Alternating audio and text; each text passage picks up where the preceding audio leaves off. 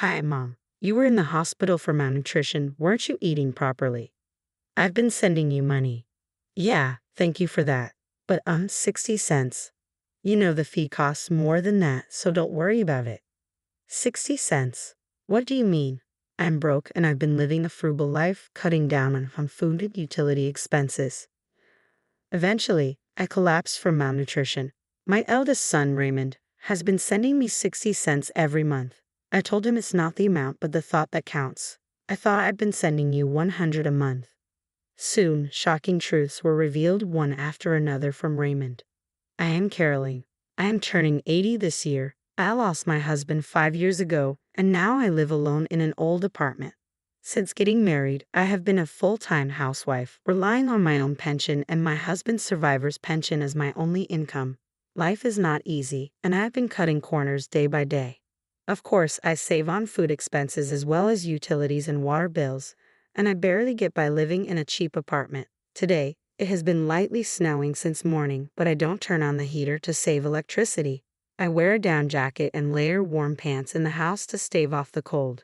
My fingers are chapped and bleeding from doing chores with cold water. I have frostbite on my left hand, which is swollen and red-black as I rub my stiff fingertips while cleaning up after lunch. My daughter-in-law, Samantha, comes to visit. Hello, mother-in-law. I brought this week's medicine. It's the usual $80. Samantha brings me medicine every week.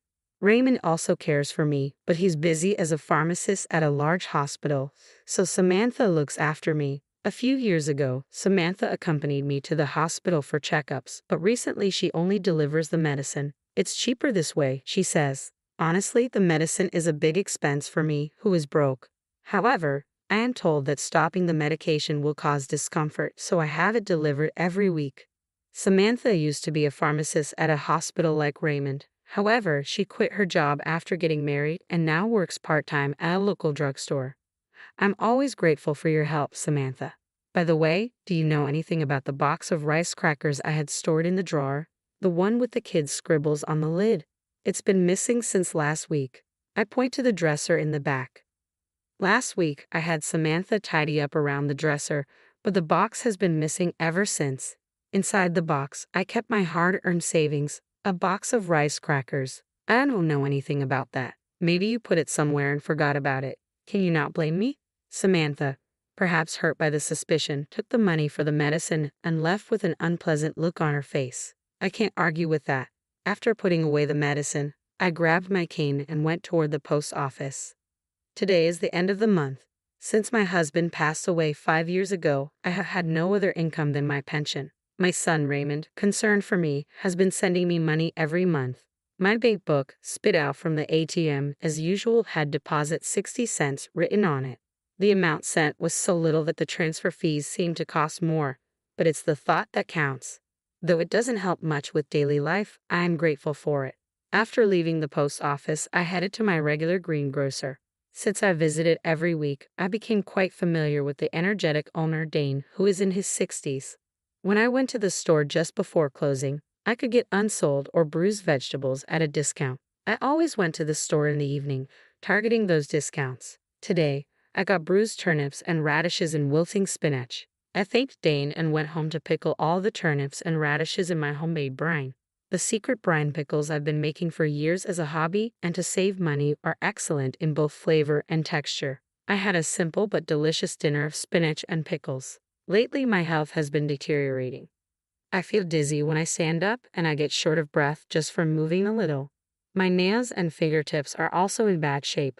Perhaps my body is weak because I haven't been eating well due to cutting food expenses. I've had health issues before, but I never paid much attention, thinking it was due to age. But recently, the pain in my body is unbearable, and the dizziness is terrible. I tried calling Samantha to see if she could take me to the hospital. Ah, the hospital, just for dizziness. Well, I'm old, so it might be inevitable. But I'm worried.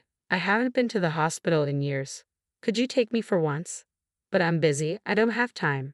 Raymond is working non-stop too. I'm sorry, but can we do it another time? It's not that urgent. Samantha refused to accompany me to the hospital. Even the nearest hospital is quite far from my home. Being broke, I can afford not only the medical fees but even the transportation costs. Oh, and please don't contact Raymond. He's in a crucial period at work. If anything happens, please contact me. Samantha emphasized that and then hung up the phone. I sighed and took my medicine with cold water. One day, as I was chatting with Dane at my usual greengrocer, I was hit by another severe bout of dizziness. Unable to support myself with a cane, I squatted down on the spot. Dane rushed over. "Are you okay?" and peered into my face. The dizziness didn't subside even when I sat down. "I'm just feeling a bit dizzy. Nothing is wrong. I'm fine." As I said that, I tried to stand up forcefully. Suddenly, the world spun around and I fainted. When I woke up, I found myself in a hospital bed. Dane was sitting beside me, receiving an IV drip. I heard the story from Dane. Apparently, after I collapsed at the greengrocer's, he called an ambulance for me. I had slept all night since being brought to the hospital, and it was already bright outside. The doctor explained that I had anemia due to severe malnutrition. Unbeknownst to me, my bones had become hollow, and my body was in a more serious condition than I thought. I was worried about the treatment costs and wanted to leave early, but the doctor told me I had to be hospitalized for a week. "Caroline, I always tell you to eat properly. I was shocked when you suddenly collapsed. Dane had always been concerned about my health. Sorry for making you worry, but I don't have any money." "Didn't you have an eldest son? He's a doctor or something, right? He must be earning a good salary working at a hospital, so he could at least send you some money." "He's a pharmacist. I've been receiving support from him." I smile awkwardly and close my mouth. "I receive a monthly allowance from Raymond, but it's too small to help with my living expenses. With the weekly medicine fee I pay to Samantha, even my pension has been significantly reduced. Dane says I should get more money, but I'm hesitant to accept money earned by others, even if they're family.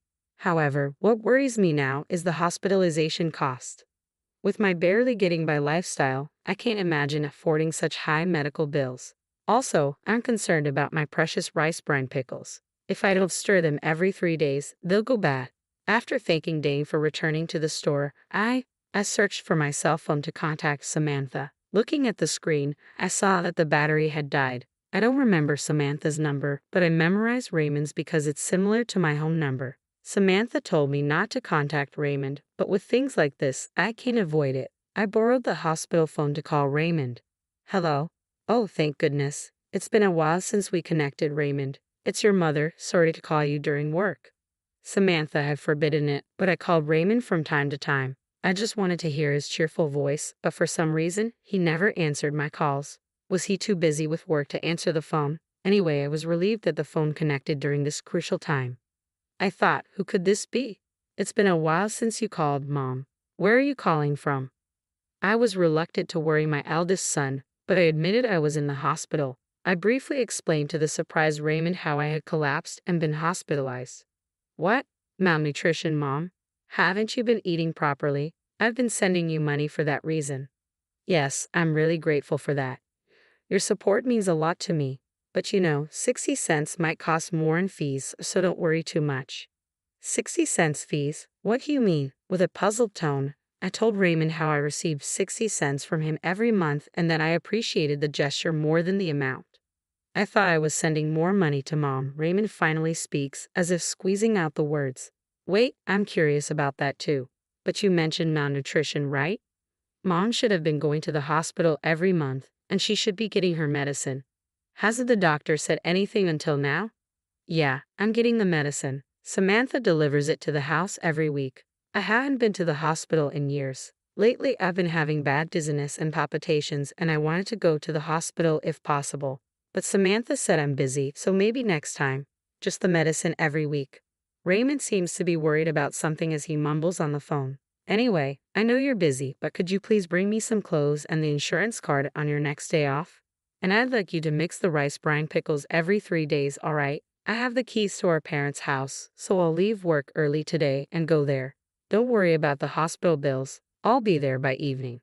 Raymond seems strangely preoccupied, but I'm grateful he can come right away. "Thanks. Be sure to wash your hands well and mix the pickles with your bare hands, Mom. I'm here. How are you feeling? Are you okay?" After the call, Raymond shows up in the afternoon. It seemed he left work early. As he organizes the clothes and personal belongings he brought from the house, he asks me in detail about recent events, about the house, my health, the medicine, Samantha. It's like a continuation of this morning's phone call.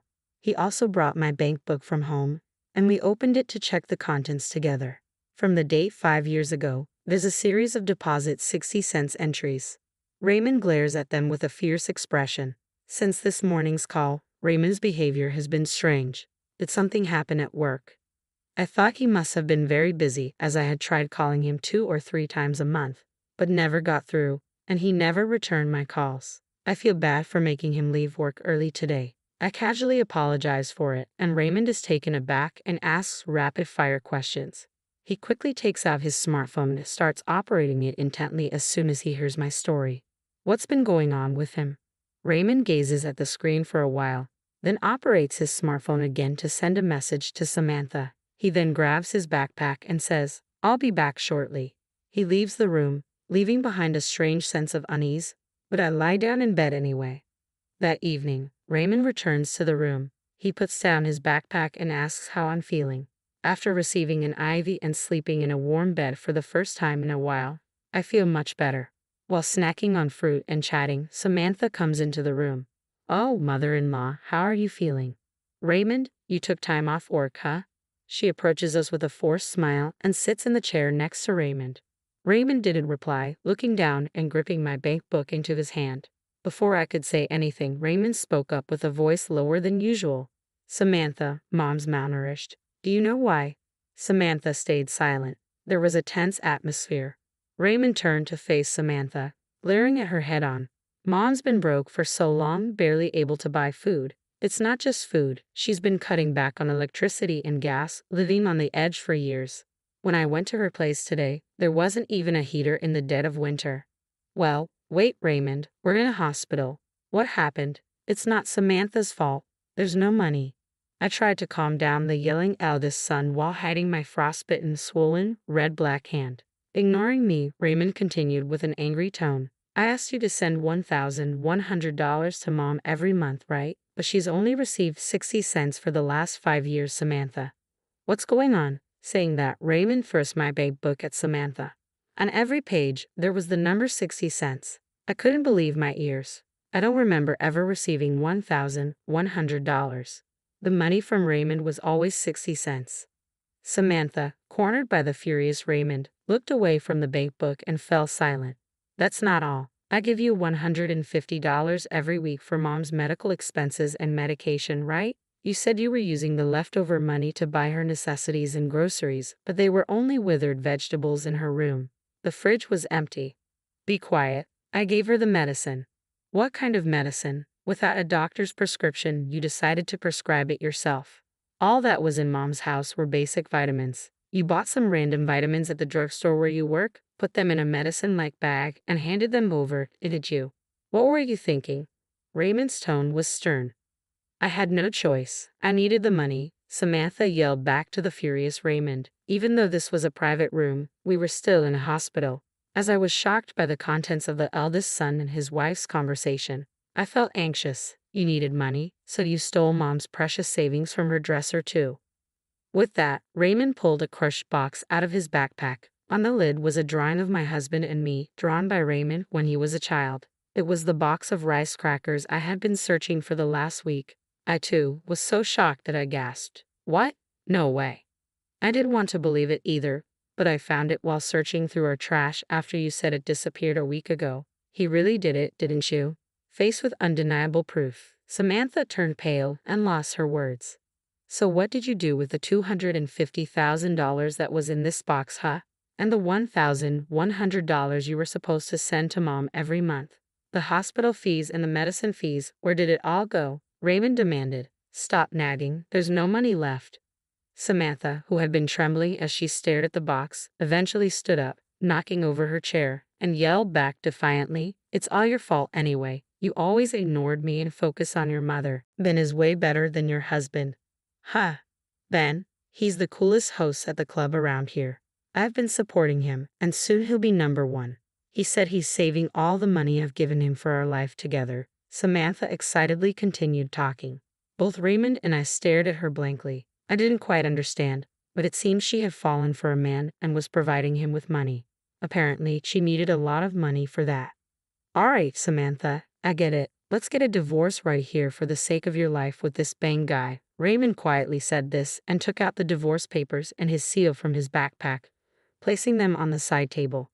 I never want to see your face again. Sign the divorce papers here, pack your things tonight, and leave the house. I'll stay at the hospital tonight. Raymond's voice was firm, leaving no room for negotiation. What? Don't be so selfish. You can't just suddenly. Samantha, do you even realize what you've done? Faking medicine, stealing money. If you don't want a divorce, we can go straight to the police instead. Samantha, who had been so confident, flinched under Raymond's intimidating gaze and eventually started making tearful excuses. I had no choice. My part-time job wasn't enough. I took a little from the money you sent and the medicine fees, but I know it was wrong.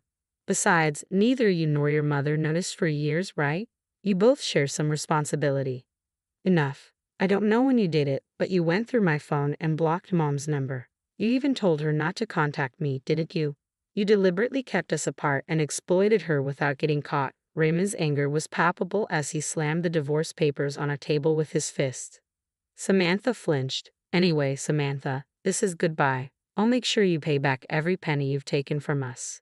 Remember that. If you don't, we're going to the police. Raymond's voice was resolute. Finally realizing the gravity of her actions, Samantha couldn't say anything and signed the divorce papers with tears in her eyes. Samantha left the house that night, as Raymond had told her to, almost like she was running away. In exchange for not reporting her to the police, Raymond made sure to demand repayment of the money she'd taken, the amount she'd taken for the last 5 years since my husband's death, including the money for living expenses and medicine. In total, it amounted to over $900,000. I was shocked. Samantha later lost contact with the host she had given so much money to and went berserk in the club, getting herself banned. Bad rumors seemed to spread from nowhere, and before she knew it, they reached her part-time job, resulting in her being fired. With her income gone and not a penny to her name, Samantha couldn't rent an apartment and had to spend some time sleeping in internet cafes. But what happened to her after that is unknown. I had almost given up on getting back the money Samantha had taken as she had disappeared. But her family, who learned of the situation, decided to repay the debt in small amounts on her behalf. It might be difficult to recover the full amount of stolen money, but I was happy with their gesture. After being discharged from the hospital, I decided to leave with Raymond. We're living peacefully together in the house Samantha left, just the two of us. I had been forced to live a difficult life, being exploited by Samantha, but now, in our warm, comfortable home, I'm eating well, and my health has improved. Dane, the greengrocer who has always been worried about me, finally felt relieved. I still continue to make my specialty pickles. I used to do it just as a hobby and for saving money, but now, with Raymond's help, we're sharing information on how to make good pickles and delicious pickle recipes. In a few years, my pickle channel became hugely popular, possibly because an 80-year-old content creator was a novelty. And now, it brings in an amazing income. I had always thought that making money was impossible for me as I had never worked as a full-time employee. But even I can be useful to others. More than earning money, I've come to know the happiness of bringing joy to others and now live a full